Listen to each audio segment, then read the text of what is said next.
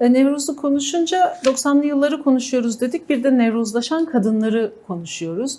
Yasaklara karşı, baskılara karşı bedenini ateşe vererek aslında ölümsüzleşen, Nevruzlaşan kadınlar bazen bir surda, bir kalede ya da zindanda, diasporada aslında bedenleriyle baskılara, işte zamanın belki dönemimizin de haklarına bir yanıt oldular. Değerli Hafize İpek, size sormak istiyorum. Belki Nevrozlaşan kadınları konuşurken onların mirası şu an Kürt kadınları tarafından nasıl sahipleniyor? Bu mücadele nasıl yürütülüyor? Zekiye Alkan'dan Binevş Egal'e, yine Sema Yüce'ye birçok kadın bir miras bıraktı Kürt kadınlarına ve şu an Kürt kadınları bir mücadele yürütüyor. Özellikle Nevroz haftasında ya da Mart ayı ile birlikte aslında biz kadınların o mirasını tekrar hatırlatmak istiyoruz. Siz neler söylemek istersiniz? Ben de bu uğurda yaşamlarını yitiren, yaşamlarına son veren tüm kadınları burada saygıyla anıyorum. Sema Yüce şöyle demişti: 8 Mart'tan 21 Mart'a köprü olacağım diye bedenini ateşe verirken cezaevinde. Evet, büyük bir miras aslında. Çünkü o kadınlar, yani nevrozlaşan kadınlar bir çığlık oldular. Çığlık olarak çıktılar ve her türlü hukuksuzluğa, adaletsizliğe, asimilasyona karşı seslerini böyle duyurdular ve Nevroz'da bunu yaptılar. Yani çok ön açıcı oldu. Her ne kadar bedenlerini ateşe vermeleri duygusal anlamda biz kadınları etkilese bile, ama o kadınlar her biri bir çığlık ve bir sembol oldu. Yani Nevroz'un kutlanmasında özellikle Nevrozlaşan kadınların Nevroz'a ilgi duyan, bırakın gitmeyi, ilgi duyan tüm kadınları harekete geçirdi aslında. Bu anlamda örnek teşkil ettiler. Yani bedenlerini ateşe vererek örnek teşkil ettiler. Yani Nevroz'da nasıl bir katılımla, nasıl bir iradeyle, nasıl bir duruşla duracaklarını çok net gösterdiler. Bugün aslında evet, belki Nevruz'da değil ama mesela sadece Kürtler değil aslında bunu yapan. Yunanistanlı da evet, Yunanistanlı bir kadın Efterya. arkadaşım, Elefterya arkadaşımızın da bu anlamda bir çığlığı var ve mektubu da var. Hepsinin birer mektubu da vardır. Bu neden olduğunu çok net açıklıyorlar. Dolayısıyla bu mektuplarında yazdıkları bugün kadınlara şiar olmuş durumda ve kadınlar akın akın Nevruz'a akın edip aynı zamanda o ruhu yaşıyorlar. O ruhu bedenlerinde yaşıyorlar. Çünkü aynı zamanda bedenlerini ateşe vermek bir direniştir. Yeniden bir diriliştir aslında. Yani ve o direniş kadınlara gerçekten bir miras ve bu mirasa sahip çıkma yönünde son derece büyük ilham kaynağı olmuştur. Bu dediğim gibi şu anda Roşilat'ta da kadınlar en ön saflarda.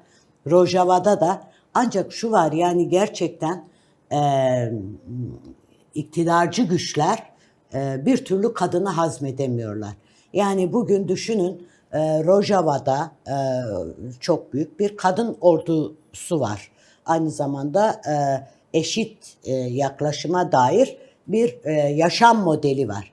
Ve bu yaşam modelinde sonucunda Rojava'da gelişen olaylar sonucunda belli noktalarda ortak paydalarda bir araya gelindi ve bu ortak paydalar sonucunda kadınların da ülke yönetiminde belirli yani hemen hemen her alanda daha doğrusu söz sahibi olabileceklerini ve o yönetime kendi renklerini katma adına, zaten amaç o, katılım sağlayacaklarını söylüyor. Ama Şara hükümeti hala kadınlara hazmedemiyor.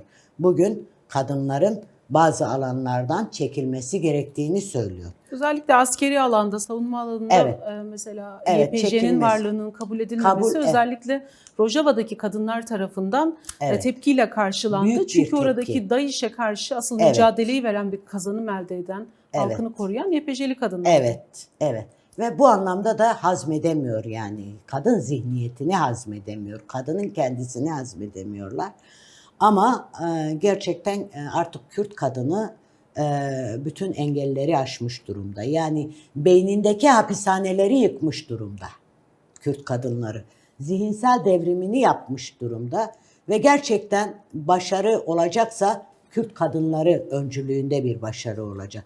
Daha doğrusu özelde Kürt kadınları genelde Mezopotamya halklarının ve daha büyük anlamda dünya kadınlarının zaten Kürt kadını dünya kadınlarına örnek teşkil ediyor durumda şu anda. Yani bütün çabalarıyla, bütün direnişiyle, yani her alanda, sadece askeri alanda demiyorum, her alanda, yani yöneticilik anlamında olsun, particilik anlamında olsun, toplumsal yaşam anlamında olsun, her alanda dünyaya teşkil ediyor ve dünyaya örnek olabilecek niteliktedir. ABD ve İsrail'in İran'a başlattığı saldırı ve İran'ın da yanıt vermesiyle aslında Orta Doğu yeniden şekilleniyor, yeniden dizayn ediliyor desek sanırım yeridir. Savaş 19. gününde birçok alanda krizler yaşanıyor ve katliamlar da yaşanıyor tabii ki. Bu savaşın halkları sürüklediği krizi belki konuşmak gerekecek. Özellikle siz de biraz değindiniz aslında değerli Arzu Karaman. Kürt Halk Önderi aslında bu savaşa dair çok öncesinden halkların yaşayacağı krize dair bazı değerlendirmeleri de vardı. Siz nasıl değerlendiriyorsunuz? Şu an halkların sürüklendiği o kriz, bu krize karşı alternatif nedir? Evet, teşekkür ediyorum. Aslında sorunuza bağlantılı olarak Arzu arkadaşımıza sorduğunuz birlik anlamında da bir şeyler söylemek istiyorum. Yani bugüne kadar Kürtler neden bir araya gelemedi? Aslında bunu iyi irdelemek gerekiyor. Yani birçok politikalar uygulanmış bir araya gelememesi için. Örneğin bir örnek vereceğim. Ziya Gökalp zamanındaki hükümete işte her bir şehirde en fazla 5.000 Kürt'ün yaşayabileceği kapasitenin oluşturulmasını öneriyor. Ve bu öneriler kabul ediliyor daha doğrusu. Yani düşünün ki Kütahya'da Kürtler ne geziyor? Örneğin zamanındaki sürgünlerle kaynaklı. Yani böl, parçala, yönet mantığıyla yaklaşılmış bir sistemle bugüne kadar geldik. Aslında Kürtler yani yaklaşık 10 yıl öncesine de falan yine ulusal birlik çalışmalarını başlattılar. Yine egemen güçler tarafından engellendi. Yani bir araya gelmenin kendileri açısından büyük bir tehlike olarak gördüklerinden kaynaklı bir araya geldi. Bugün yine Kürtler bir araya gelmek zorunda artık. Demokratik, yani şu anda oluşturulan kendi bölgemizde Demokratik Birlik İnisiyatifi var ve Kürt Kadın Platformu var. Yani ikisi de çok güzel çalışmalara imza atıyorlar. Şimdi birlik ruhu Rojava'da ortaya çıktı. Yani egemenlerin geri adım atmasına en büyük gerekçelerden biridir. Tek gerekçe olmasa bile en büyük gerekçelerden biridir. Bu anlamda Kürtlerin bir arada olması egemen güçlerin Orta Doğu'daki saldırılarını da geri püskürtebilecek seviyede olabilir diye düşünüyorum. Bugün Orta Doğu günümüze kadar, geçmişten günümüze kadar hep savaş alanı. Çünkü yeraltı, yerüstü zenginlikleriyle güçlü bir yer. Hakimiyet orada olmamıştır. Hiç kimse hakim olamamıştır aslında Orta Doğu'da. Ama bugün İsrail'in mutlak güç haline gelmesi için Amerika ve İsrail ve diğer müttefik devletleri dolayısıyla Orta Doğu'ya bir saldırı başlattı. Bu saldırı sonucunda İran'daki sadece rejimi yıkmak ya da şöyle söylüyorlar, işte özgürlük getireceğiz, kardeşlik getireceğiz, barış getireceğiz. Yani herhangi bir topluma özgürlük gelmesi Amerika'nın başkentinde olmuyor. İsrail'in başkentinde olmuyor. Ancak özgürlük, eşitlik ancak o halkın iç dinamikleriyle olabilecek bir şey.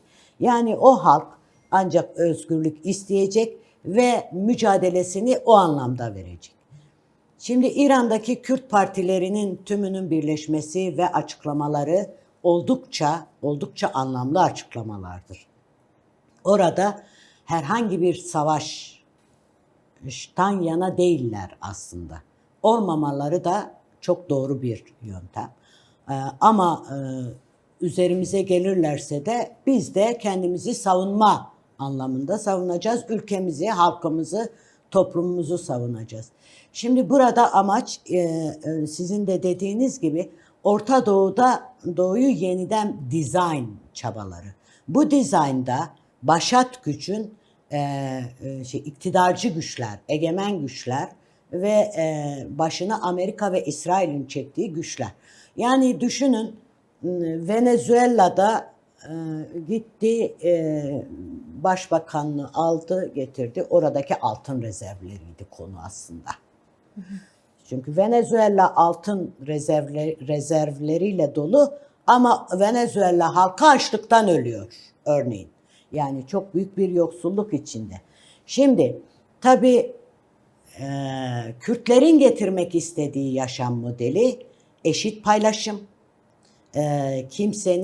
kimseden üstün olmadığı, her rengin, her ulusun kendi kültürüyle, kendi yaşam modeliyle kendisini yaşayabilecek düzeyde olması. Dolayısıyla böyle bir yaşam modeli egemenlerin işine gelmez. Çünkü kendi menfaatleri peşinde, çıkarları peşinde olan ülkeler bunlar. Hem psikolojik hakimiyet hem ekonomik hakimiyet, her anlamda hakimiyet sağlamak. Ama bunu da herkes biliyor ve birçok Kürt de bunu açıkladı. Kürtler kimsenin aparatı değil, olmayacak da. Artık Kürtler kendileri ve birlikte yaşadığı halklarla birlikte özgür, eşit yaşamı paylaşabilecek nitelikte bir yaşam modeli istiyorlar. Bu da demokratik bir yaşam modelidir. Evet. Ve insanların, toplumların mutlu olabileceği bir yaşam modelidir. Yani kimsenin kimseden üstün olmadığı, fakir yoksulun olmadığı ve eşit paylaşımın eşit ve özgür, yani kendisini özgür olarak yaşatabileceği bir modelden söz ediyor Kürtler ve ancak böyle bir model Orta Doğu'ya, bölgemize barış ve istikrar getirebilir diye düşünüyorum.